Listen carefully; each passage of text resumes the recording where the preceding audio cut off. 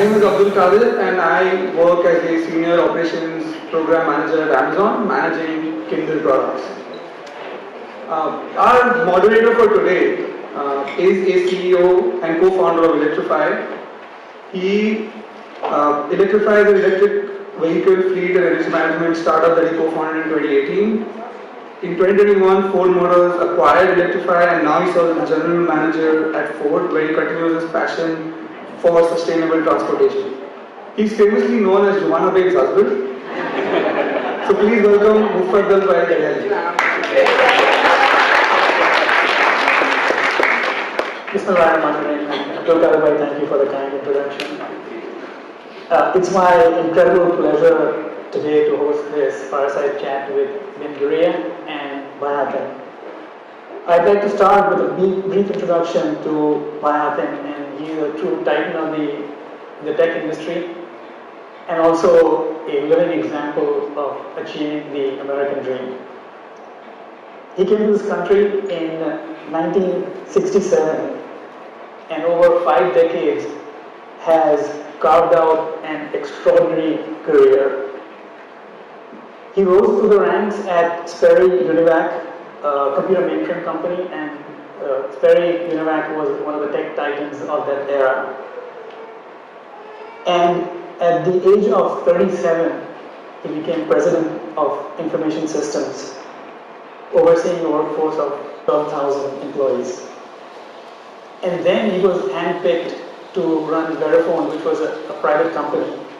He became chairman and CEO of Verifone and took the company public through an IPO on the NASDAQ in 1990. In 1997, Hewlett-Packard acquired Verifone, which was the largest acquisition in Hewlett-Packard's history at that time. And incidentally, in 1997, I started my career at Hewlett-Packard as well. Some of his approaches at running Verifone were so groundbreaking that Harvard Business School published 2 case studies on the company in terms of how he ran the company. And his leadership continued to shine as he served on the board of Best Buy, which is a company I think everybody is familiar with. He was on the board for 17 years, 5 years as a chairman, and at that time the workforce was around 150,000 people. His leadership legacy is absolutely evident from 6 successful exits through mergers and acquisitions, through IPOs, and in each case he served as a chairman or chairman and CEO. And his influence is beyond boardrooms as well. He's represented our country on the board of the US-India Commercial Alliance, sharing his insights along with many global leaders. And he has some phenomenal achievements on the personal front as well. At the age of 60, he completed the world's highest bungee jump at Victoria Falls.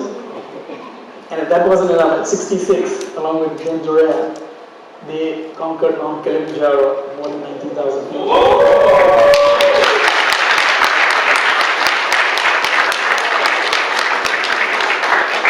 66 and 19,000 feet.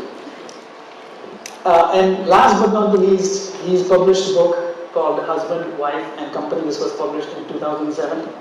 I've been lucky to have a copy and spend some time reading it. And there are some amazing personal and life lessons and business lessons that I would recommend highly.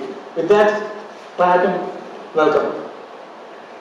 To start our conversation, I think it would be appropriate if you talk us through your personal journey in your own words.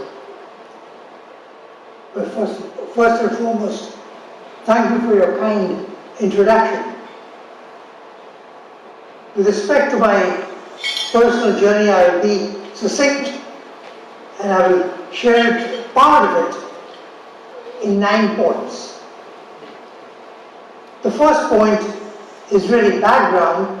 In 1985, the global payment infrastructure was fragmented. Credit cards were accepted only regionally, and most countries, payment was cash.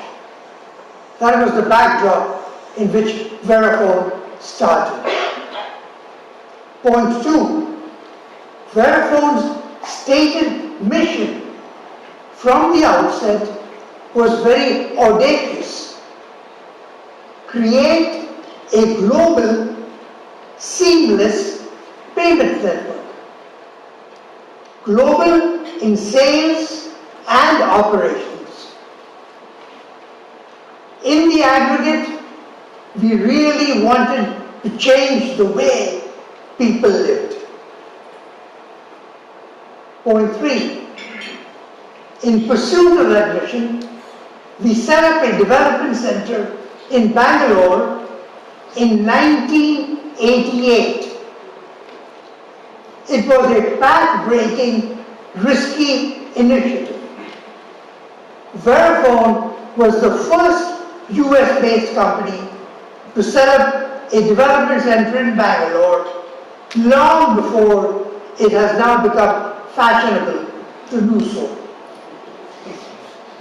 We also set up development centers in Honolulu, Hawaii, Taipei, Taiwan, Paris, France, Dayton, Ohio, and Auburn, California.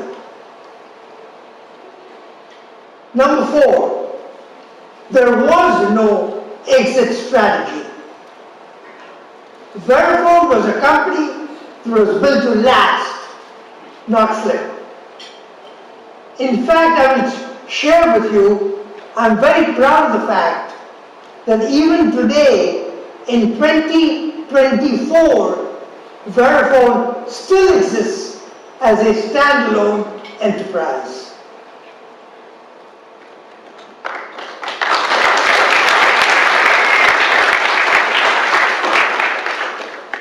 Point 5, I ran Verifone as a privately held company for 4 years, and then I ran it as a publicly held company for 8 years. In fact, I would say not 8 years, but 32 quarters.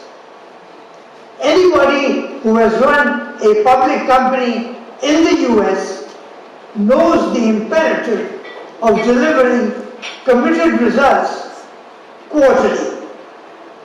So it was not 8 years, it was 32 quarters. Point 6, for all companies, a strong board of directors can be very helpful. Among others, Verifone had on its board a Nobel laureate in economics and the chairman of the board of trustees of Stanford University. Point 7. In 1997, Verifone's revenues were $700 million, 95% of which came from system sales, hardware and the associated software.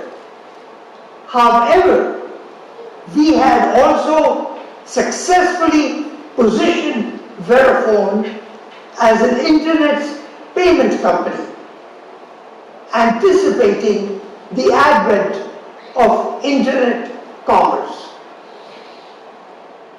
Thus, because of their acquisition of Verifone, Hewlett-Packard's persona changed overnight.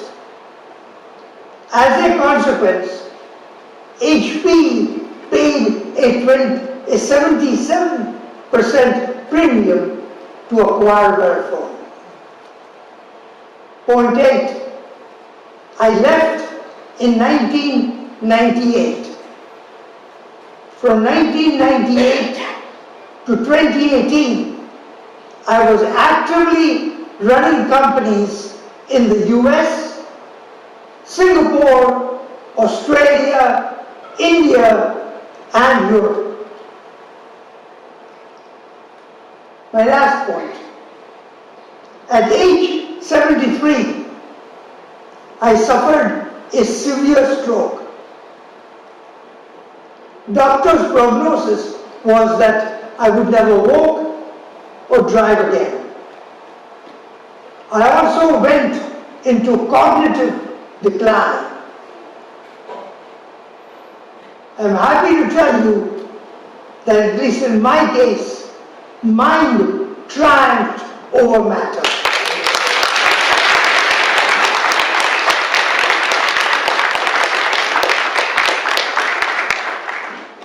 Intense physical therapy, very painful, finally resulted in my brain relearning. Today, after a year, I can walk. After 2 years, I could drive.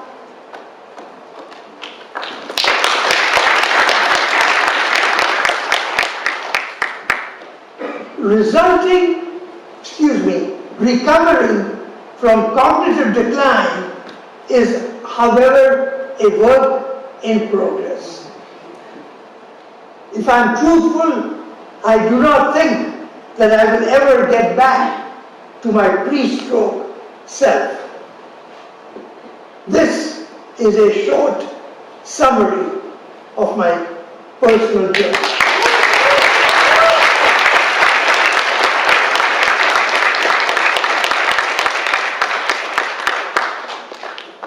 But I think that was incredibly insightful, and just hearing you on stage gives me goosebumps. I can only imagine what you would be like in your prime. But again, thank you so much. I think there are many timeless lessons for all of us, and we'd love to get some insights into your leadership philosophy. Well, the last panel, the name really stated it. Leadership is as much about failure as it is about success. It is about, as Farad said, it is about learning from your mistakes so you can avoid repeating them. It is also about humility and caring. Humility and caring. Putting the interests of others before your own. At the end of the day, it is about following your moral compass. Regardless of the consequences, always do the right thing.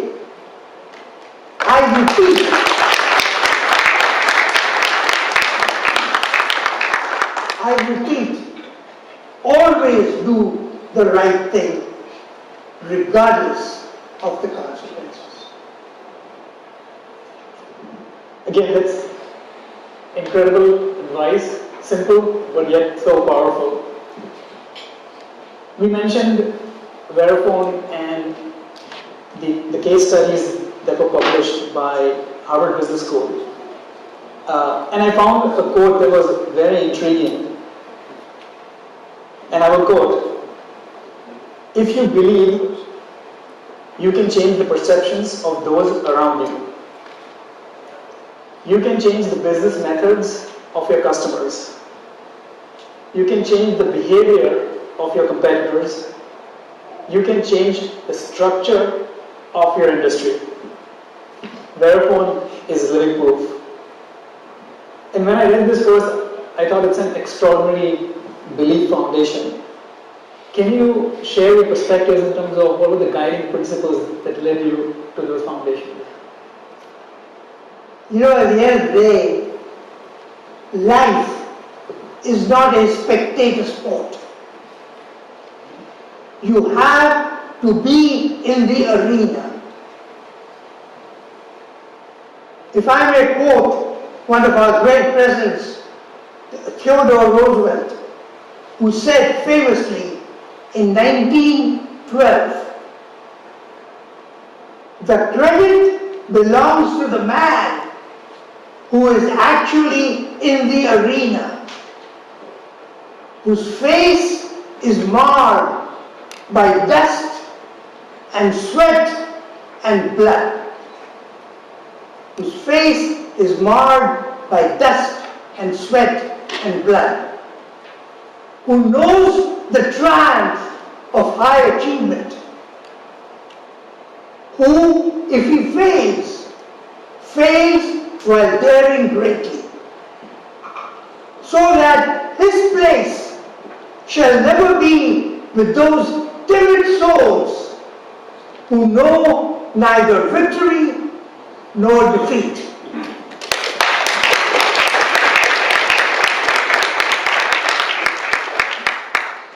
I think I can safely say I have been in the arena and I have known both victory and defeat.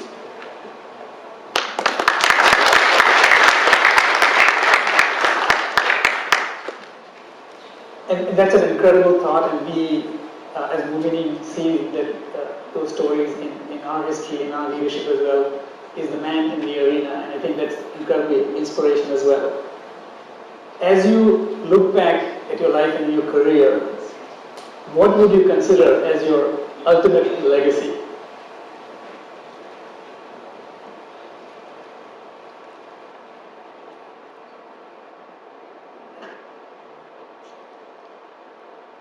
The final song from Les Miserables is one of my all-time favorite musicals. The last verse goes as follows. Take my hand and lead me to salvation. Take my love, for love is everlasting. Always remember the truth that once was spoken. To love another person is to see the face of God. In the dedication page in my book is my ultimate legacy. To Duria, in whom I have seen the face of God.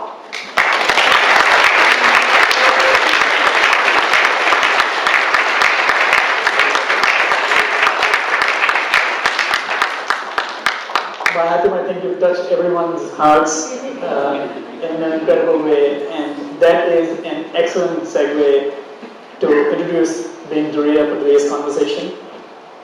Ben Duria is a scholar of Islamic architecture, and as all of you may be familiar, she's also the lead designer and a powerful force behind the building of our Hatmi Masjid in Palo Alto, which stands as her magnum opus project. She grew up in Surat in India, and which is where she developed a profound understanding of the meaning of having a masjid, not just as a place of worship, but as a place for the community to get together. Her expertise extends beyond this one project. She has been an art history instructor at the San Jose State University and also worked in graphic design. But she's also had a storied career on the personal front. She's been to both the North and South Poles. She's an avid skier, hiker, painter, and mastered the intricate art of Arabic calligraphy. And again, most impressively, at the age of 63, along with Hatim, they both conquered Mount Kilimanjaro, 19,000 feet.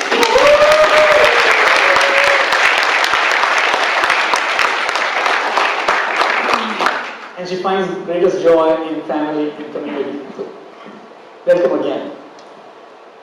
Ben Duria, one of our themes for the conference is creation. Creation manifests in many different ways, businesses, careers, and one of the highest forms of creation is the place of worship. You being an impeccable force behind the scenes in building the masjid, would you share your perspectives and your vision behind that endeavor? Thank you, everyone. I grew up in Surat, My house was right across from the masjid. Masjid played an important role in developing my sense of identity and my value. God has been kind to us. That is why Hatim and I decided to give back to our community that had nurtured us and is an important part of our social fabric. I have to thank Hatim for his complete support, because I could not have undertaken this great project of creating this Hatimi Masjid without his support. Thank you, baby. I always call him baby.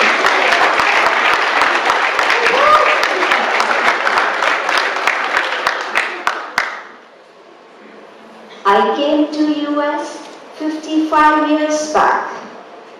We lived in many different states, but we never ever had a masjid or a markas.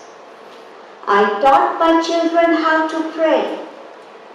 I inculcated the rich culture that we have as a body.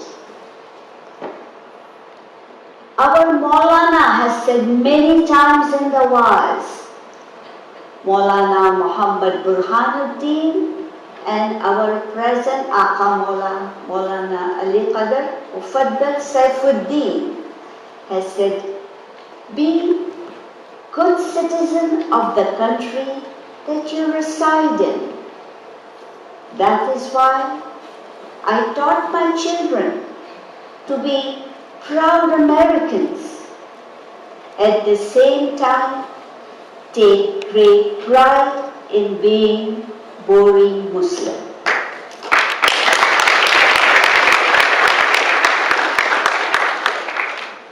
The first time they were ever exposed to our community was when we came to Bay Area 37 years back. That is one of the most important reasons. I wanted our community to have a place where they can pray. I wanted our community to have a place where they can celebrate. And just as importantly, wanted to have our community to mourn together. I want to emphasize one thing very important. It is our masjid. It is not yours or mine or Amir Saab's or anybody's. It is our masjid. We all are the stakeholders. Let us take pride and respect our house of worship. Let us keep it clean and pristine, as if it was built yesterday.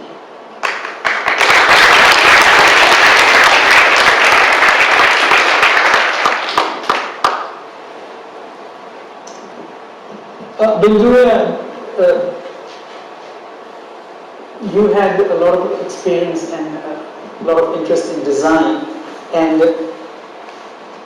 there is a theme to our masjid tied to Fatimi architecture. Can you share some insights in terms of how you went about infusing the Fatimi architecture into the design of our masjid?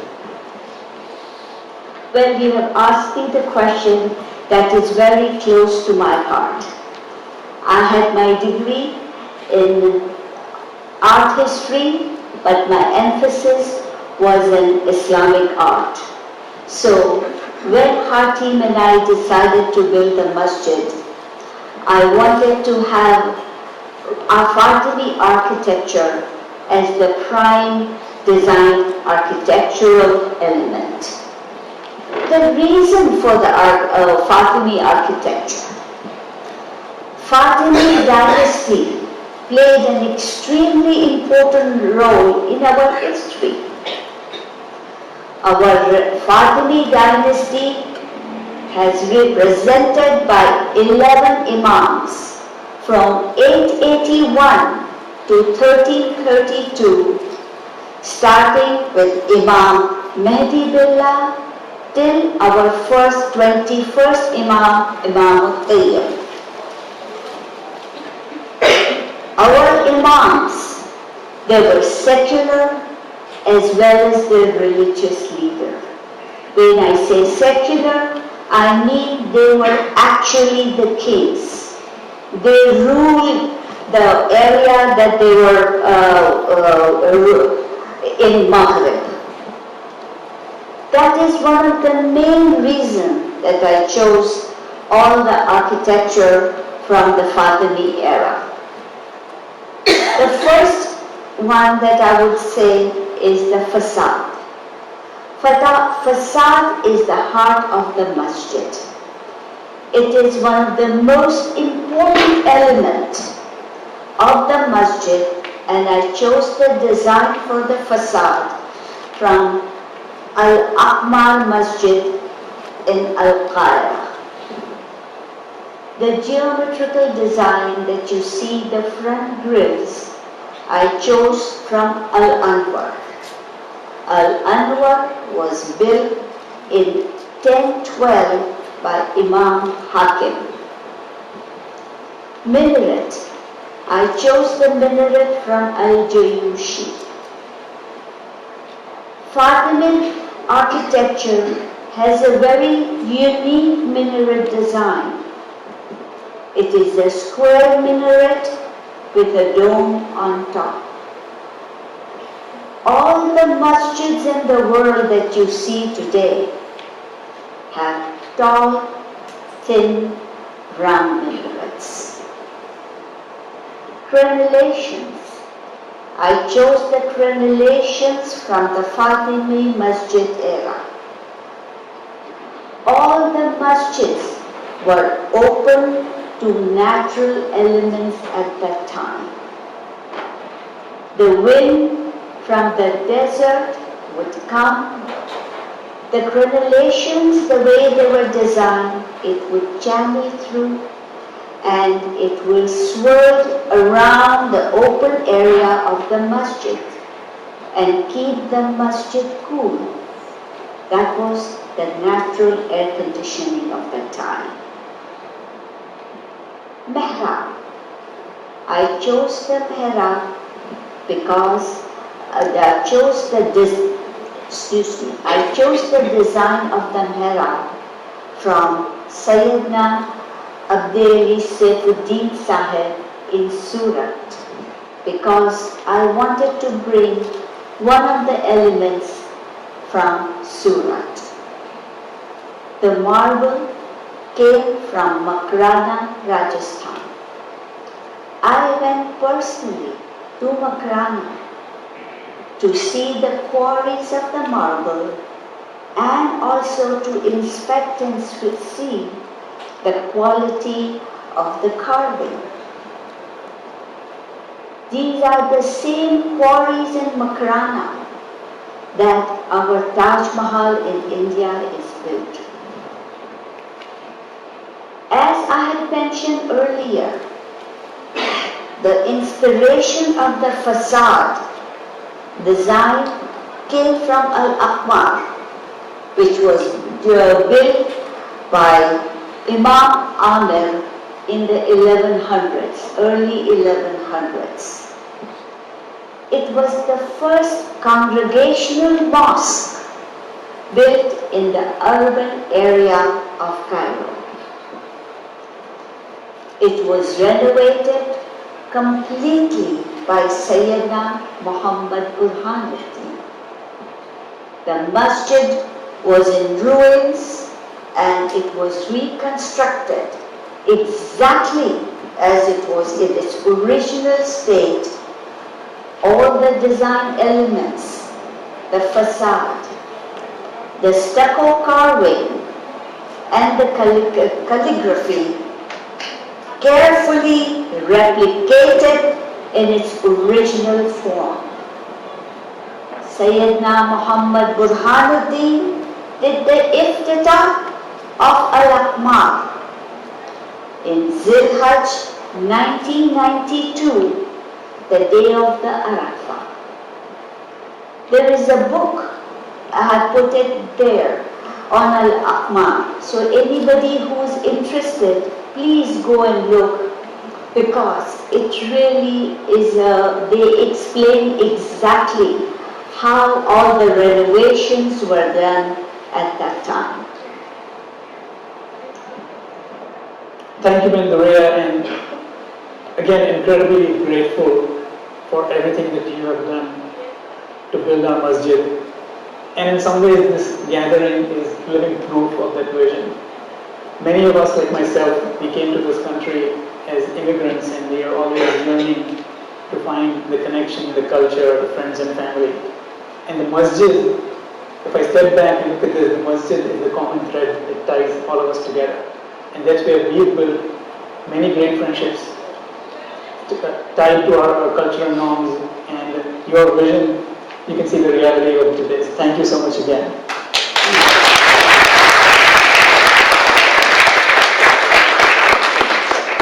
Now, on the theme of inspiration, and our society, like many others, is very patriarchal. Who do you draw inspiration from as you take on these projects? There are quite a few exemplary women role models from our history that inspire us. Number one, Maulana Zainab. She was a spokesperson after Yazid ransacked the Khaymah on 10th Muharram, marching towards Damascus. She debated with many leaders along the way, and reaching Damascus, strongly reprimanded Muawiyah of his actions against Prophet's grandson.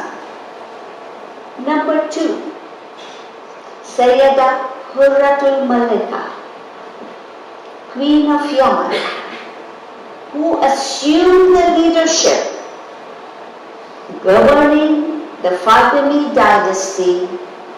She was a scholar and a diplomat. The political situation at that time was dangerous. Imam Muiz communicated through Maulana Hurratul Malika during these uncertain times to help and protect our 21st Imam, Imam al-Tayyib. Number three, though I have put it as a number three, but I think she should have been the number one. Maulana Khadija, our Prophet's wife. At present time, we could say she was a VC, a venture capitalist, a respected and accomplished entrepreneur. We have example of these three strong women, leaders in our history. We can follow in their footsteps and be leaders and entrepreneurs in our own right. Thank you all.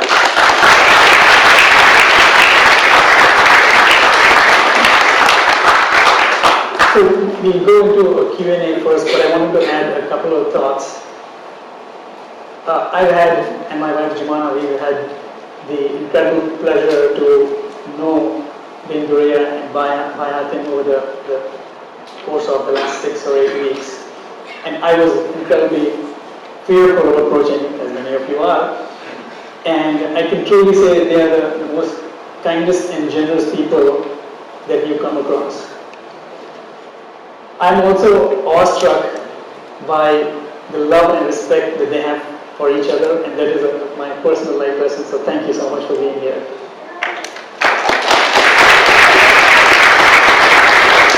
So what happened before we go into a Q&A, can you tell us what your business cards says these days?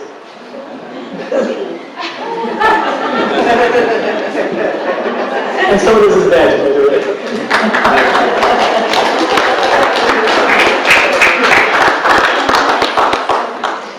Okay, we are ready to take a few questions now.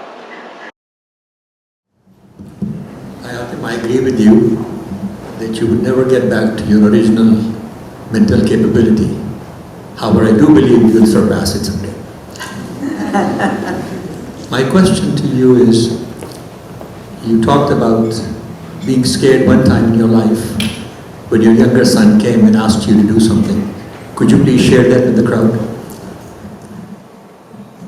Certainly. What my Idris is referring to is in the mid-90s, my younger son, Abiza, was at Northwestern, and he was in his third year, and he really wanted, he thought that he was in computer science, so he would follow the old man, so to speak. And he came one day and he said, look, I don't really want to be a computer engineer. I think I want to join the Air Force. And, so he came and he asked Dad, what do you think? And Dad did the manly thing. He said, son, go talk to your mother.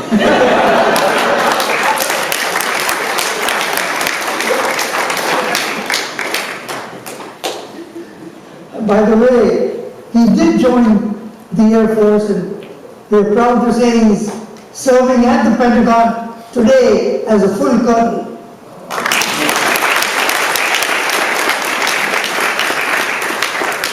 There's a question here. Yeah. Hi, my name is Hakimuddin. I'm currently in 11th grade. I just had a general question for all the panelists. So, what's some advice you can give to a high school student regarding starting a business and the initial steps we can take to achieve that?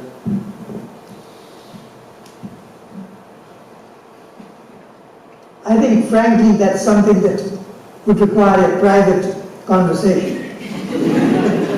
So maybe I'll share my perspective, and it's very pithy to say follow your passion, and sometimes it doesn't quite work. The way I've navigated my career is follow the opportunity, and that's a very practical way to think about things. Is understand where the opportunities are, because a passion does not necessarily result in a great business. The challenge a lot of us have is we confuse passion with hobby, and I think that's where things don't quite work out. And the other lesson that I've personally learned is we get too hung up in what our passions are, and sometimes passions are very different things, and we don't truly understand our passions unless we actually do something. So instead of trying to fit something that's your passion, do things, and suddenly it might become your passion. And that was my life journey as well. Is I was passionate about a lot of things, but then I realized that my passion truly is bringing people together and getting them to do things in a way that benefits the customer, benefits the business, and that's what a CEO does. So, short answer is yes, follow the opportunity and the passion will come.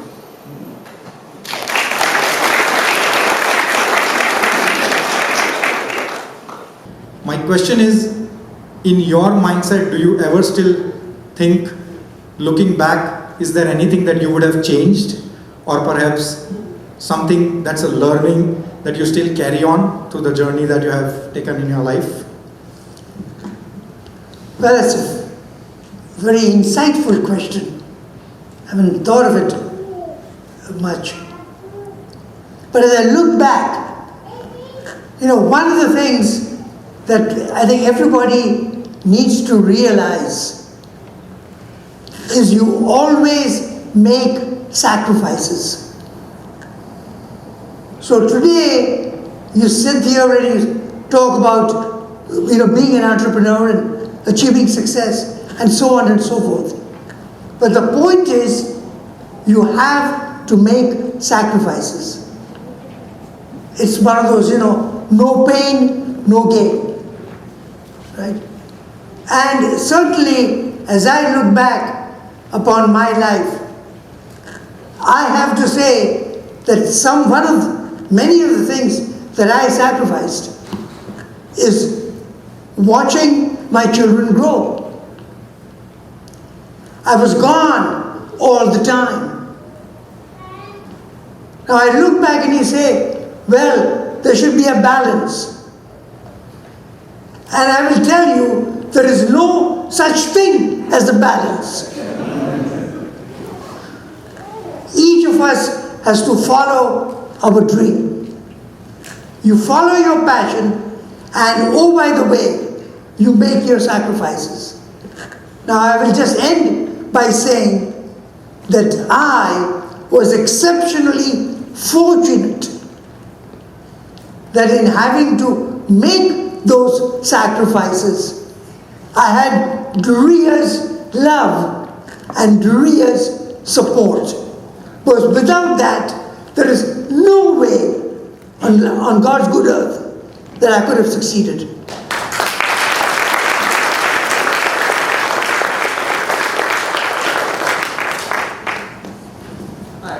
So my question is that you've been chairman and CEO for so many different companies.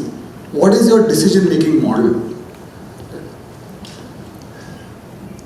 My decision-making model is the following. When you're faced with a decision, you do what is right and you make it. That's first.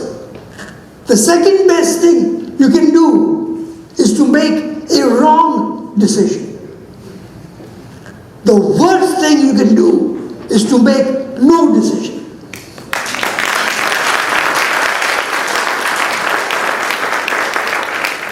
And that is stood me very well.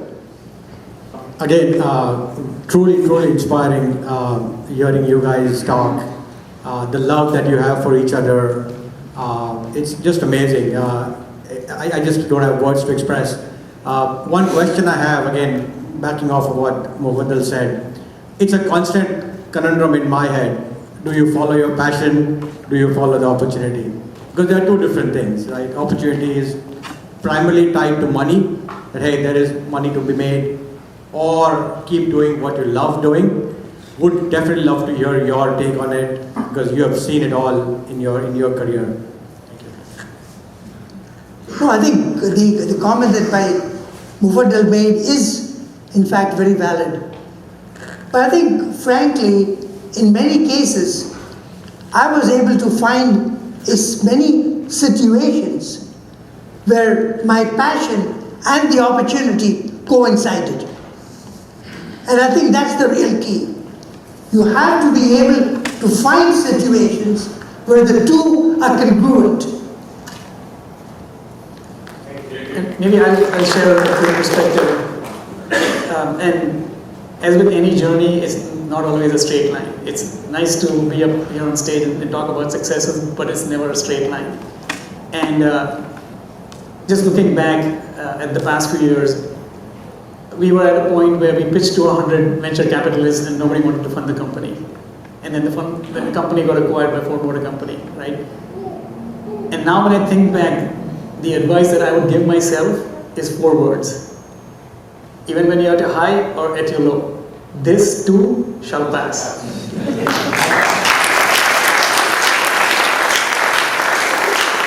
Thank you so much. We will go into the quick networking break for 15 minutes and then we'll be back here again. Thank you.